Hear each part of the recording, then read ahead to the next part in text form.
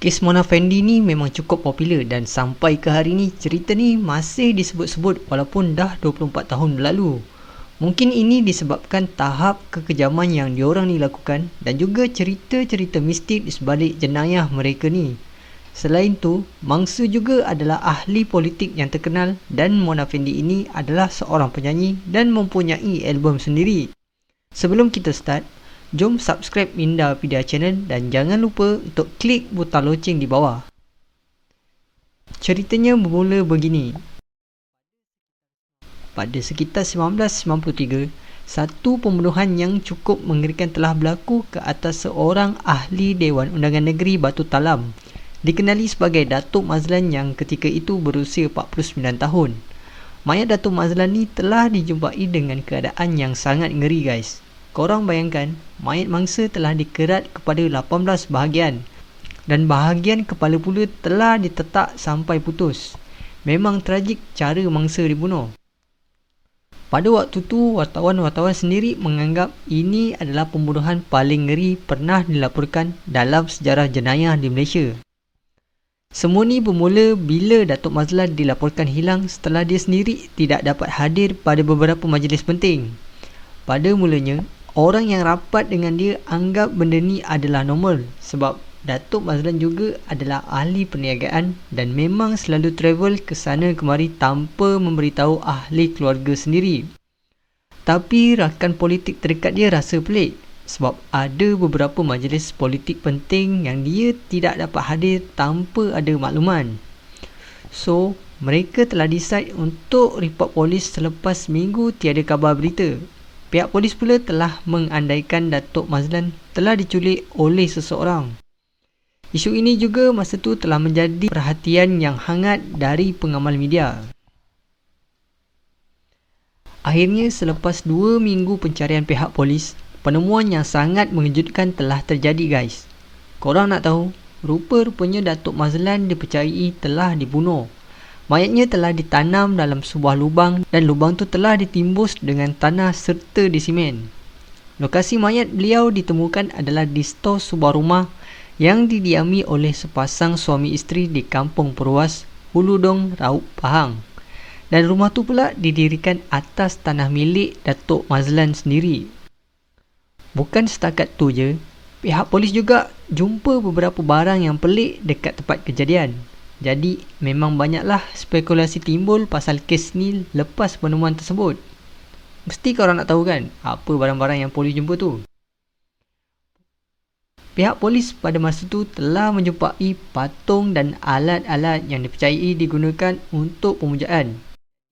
Jadi, motif pembunuhan Datuk Mazlan ni jadi semakin misteri.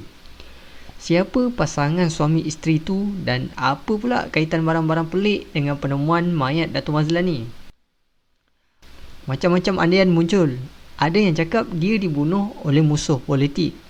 Tetapi siasatan lanjut pihak polis tidak pula membawa kepada siasatan kehidupan politik Datuk Mazlan.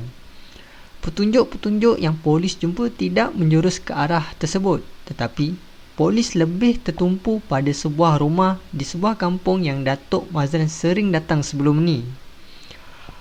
Menurut sumber dari orang kampung, rumah ini didiami oleh sepasang suami isteri bersama seorang orang suruhan mereka, dan mereka ini bukanlah anak jati kampung tersebut. Suami isteri ini juga dikatakan adalah bomoh. Selepas beberapa ketika siasatan dibuat, polis telah membuat satu tangkapan terhadap seorang lelaki di Hulu Dong yang dikenali sebagai Juraimi Hussein, berusia 24 tahun pada waktu tu. Pegawai penyiasat pada masa tu telah soal siasat Juraimi selama 2 minggu untuk mendapatkan cerita yang sebenar. Tetapi Juraimi cukup liat untuk ceritakan hal tersebut. Kenapa Juraimi sangat berahsia pasal kes ni? Macam dia sedang melindungi sesuatu. Melalui pegawai penyiasat tersebut, Juraimi memang sangat taat dengan pasangan suami isteri tu sampaikan dia telah anggap mereka tu macam mak bapak angkat dia sendiri. Tapi sebelum tu guys, Mona Fendi tu hanyalah nama panggilan je guys. Nama sebenar Mona Fendi ialah Maznah binti Ismail. Nama Fendi tu bukan bapa Mona tetapi nama suami Mona. Jadi, gelaran Muhammad Afendi itu adalah diambil sempena nama suami dia. Selepas beberapa hari, polis telah melakukan tangkapan kedua. Kali ini, polis telah menangkap Muhammad Afendi atau nama sebenarnya Maznah binti Ismail dan juga pasangannya Afendi bin Abdul Rahman. Penangkapan ini berjaya dibuat setelah pihak polis mengesan sebuah iklan penjualan kereta oleh kedai kereta di Pudu, di mana kereta itu adalah milik Datuk Mazlan sendiri. Jadi, nampaknya pasangan ini kurang bijak untuk tutup kegiatan mereka dan tidak peka ketika menjual kereta yang mereka ambil dari Datuk Mazlan. Dan apabila pasangan ini disoal siasat, Afendi telah bagi tahu kepada Juraimi untuk tunjuk lokasi di mana mangsa disembunyikan. Semua yang berkaitan dengan jenayah itu Afendi telah cerita pada polis. Juraimi hanya menurut sahaja arahan Afendi dan setuju untuk tunjuk lokasi kejadian. Jadi, pada malam 22 Julai 1993, Juraimi telah bawa polis ke lokasi kejadian untuk tunjuk lokasi mayat ditanam. Juraimi telah tunjukkan polis tempat di mana dia tanam senjata yang digunakan, iaitu kapak dan 2 bilah parang, selain kedudukan sepucuk pistol Datuk Mazlan dan juga peluru-peluru yang jatuh. Ada 3 jenis senjata yang terkait dalam kes ini, iaitu kapak, parang dan juga pistol. Selesai dia tunjukkan ke semua senjata-senjata tu, Juraimi telah bawa polis ke lokasi stor di belakang rumah. Dan dia telah tunjukkan tempat mayat Datuk Mazlan dikambus dan disimen, guys. Macam korang tahu, kerja suami isteri ini adalah sebagai bomoh. Dan dikatakan, tujuan Datuk Mazlan sering berjumpa mereka adalah untuk mengukuhkan kerjaya politiknya. Tetapi guys, untuk malam kejadian pembunuhan tu, Datuk Mazlan telah dijanjikan oleh pasangan suami isteri ini untuk mendapat kekayaan yang berganda. Jadi, ada upacara atau ritual yang Datuk Mazlan kena lalui. Tetapi nampaknya ritual ni dah jadi satu kes bunuh yang mengerikan, guys. Apa sebenarnya motif mereka bertiga ni? Sampai kejam sangat dia buat dekat mayat mangsa, kan? Pasal dendam atau benda lain? Mengenai motif ni, siasatan polis ada menjumpai bukti yang pasangan suami isteri ini telah berbelanja secara luar biasa di Kuala Lumpur sebelum mereka ditangkap di Wangsa Maju. Sebelum Datuk Mazlan dikerat pada beberapa bahagian, pasangan ini sempat memujuk Datuk Mazlan untuk mengeluarkan wang tunai di beberapa bank yang kesemuanya hampir RM300,000. Alasan mereka ni cukup mudah. Pasangan ini berkata mereka mampu menggandakan kesemua duit tersebut, tetapi perlu melalui satu upacara mandi bunga. Jadi, Datuk Mazlan pun setuju. Duit yang mereka dapat ni telah dibelanjakan sesuka hati, antaranya dengan beli kereta jenama Mercedes, perabot dan juga barang kemas. Afendi juga sempat menubuhkan beberapa syarikat dan Mona pula telah membuat pembedahan plastik pada rupanya. Dan semua tu mempunyai sama nilai dengan duit yang dikeluarkan oleh Datuk Mazlan. Jadi dekat sini, motif mereka ni lebih kepada ketamakan harta yang ada pada si mangsa. Tapi itulah, kejam sangat dengan apa yang dibuat pada mangsa ni. Mereka telah rancang pembunuhan ni sebulan sebelum tu, guys. Pembantu mereka telah dapat arahan untuk menggali lubang seminggu sebelum kejadian lagi. Juraimi juga telah disuruh untuk mengasah kapak. Tujuannya adalah untuk memenggal kepala Datuk Mazlan. Pada malam tu, leher Datuk Mazlan telah ditetak 3 kali sampai terputus. Bahagian badan yang lain dikerat-kerat hingga 18 bahagian. Daging mangsa telah dilapah dan kulitnya disiat sebelum dikambus. Tetapi ketika perbicaraan berlangsung di Mahkamah Temerloh, Juraimi mengaku terima arahan dari Afandi untuk menetak leher mangsa hingga terputus. Tapi pasangan ini pula menafikan perkara tu. Pasangan ini telah memberitahu mahkamah, Juraimi macam naik gila ketika upacara mandi bunga tu berlangsung. Apa yang pasti, arahan bunuh adalah datang dari Afandi dan pelupusan mayat diselesaikan oleh Juraimi. Dikatakan juga rancangan Juraimi adalah untuk membakar mayat mangsa.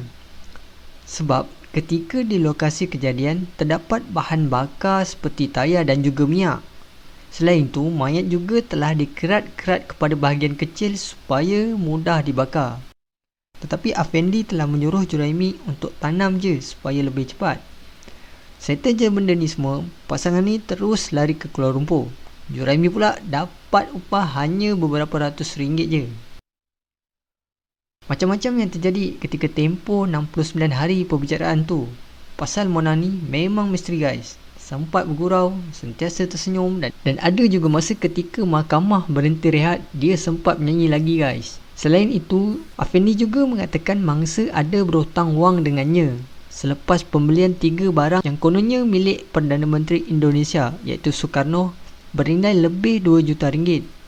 Barang-barang itu ialah tongkat, tangkal dan juga songkok milik Perdana Menteri itu. Tapi dakwaan ini tidak dipercayai hakim pada waktu tu. Ada banyak benda mistik yang dikaitkan dengan pasangan Mona dan Afendi ketika mereka ditahan di penjara Pudu. Salah satunya ialah dikatakan Afendi mampu keluar dari sel tahanan sesuka hati dan mampu membuka kunci mana-mana pintu di penjara. Selain dari itu, Mona juga dikatakan dilihat di luar penjara dan keluar masuk penjara dipercayai menggunakan kuasa sihir mereka. Tetapi kesemua cerita ini telah dijelaskan oleh Tan Sri Zaman sendiri yang juga pengarah PDRM pada waktu tu. Tan Sri Zaman sendiri telah masuk ke sel tahanan Afendi untuk melihat kuasa mistik yang ada pada Afendi. Tetapi ternyata tiada apa yang berlaku. Tan Sri Zaman sendiri telah bertanya kepada Afendi, mampukah dia membuka mangga pada pintu penjara atau tembus dinding penjara? Perkara ini sendiri telah diakui Afendi yang dia tidak mampu melakukan semua tu. Ia tidak seperti apa yang orang ramai gambarkan. Namun pada 2 November 2001, akhirnya Mona, Afendi dan pembantunya Juraimi telah dihukum gantung setelah didapati bersalah oleh juri-juri yang terlibat. Kesimpulannya, untuk korang semua, janganlah mudah percaya kepada perkara-perkara yang menyesatkan. Nampaknya memang tidak membawa kebaikan pun pada diri kita ataupun pada diri orang lain. Mintalah semuanya pada Yang Esa dan yakin padanya. Thanks for watching guys and please subscribe.